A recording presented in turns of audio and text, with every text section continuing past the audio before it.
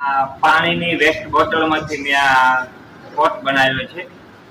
મેં આગળ વાત કરેલી છે કે જે મડવર્ક છે, માટી છે, તો પાણીની બોટલ નાની છે, એના ઉપર મેં માટી લગાડીને આ સરસ મજાનો પોટ તૈયાર કર્યો છે.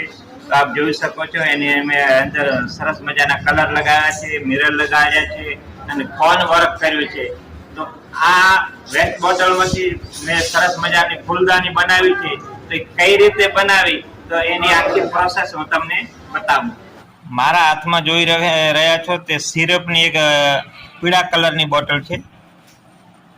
આ બોટલની ઉપર હું વર્ક કરવાનો છું, જે મડ વર્ક કહીએ, માટી લગાડીને આખા બોટલ ઉપર સરસ મજાનું ડિઝાઇન કરીશ.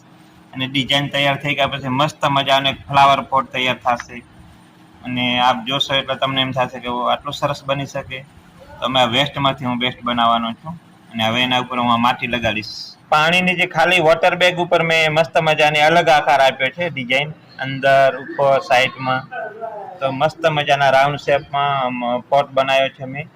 અને સરસ વ્હાઈટ કલર પણ લગાડી રાખ્યો છે. અને આના ઉપર હું હવે મસ્ત મિરર રંગબેરંગી કલરફુલ બનાવવાનો છું, સરસ ડિઝાઇન બનાવવાનો છું.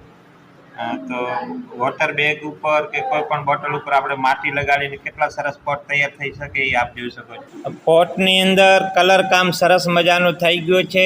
તો એ જે પોટમાં જે ડિઝાઇન કરી છે એને મેં એક્રેલિક કલર બ્લેકથી સરસ મજાની આઉટલાઇન આપવાનું કામ કરી રહ્યો છું, જેને કારણે આખી ડિઝાઇન અલગ પડે અને એનો ઉઠાવ એકદમ સરસ લાગે.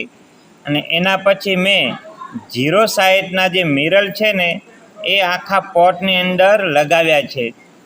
જે રીતે ડિઝાઇન દોરી છે એ પ્રમાણે 0 પોઈન્ટના મિરર લગાવતો ગયો છું, જેના કારણે પોટનો એકદમ ચમક અને ઉઠાવ સરસ મજાનો લાગે. એટલા માટે મેં આખામાં મિરર લગાડ્યા છે.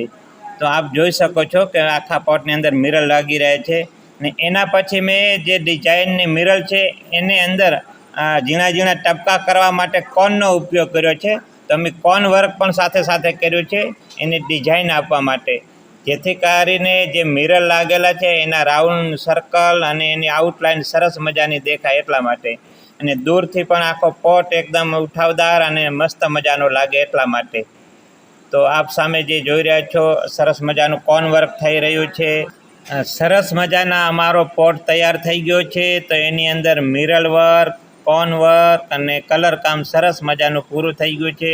ને અમારો પોટ એકદમ તૈયાર થઈ ગયો છે અને રેડી થઈ ગયો છે. તો અમારું કામ તમને કેવું લાગ્યું તો કોમેન્ટમાં જણાવજો.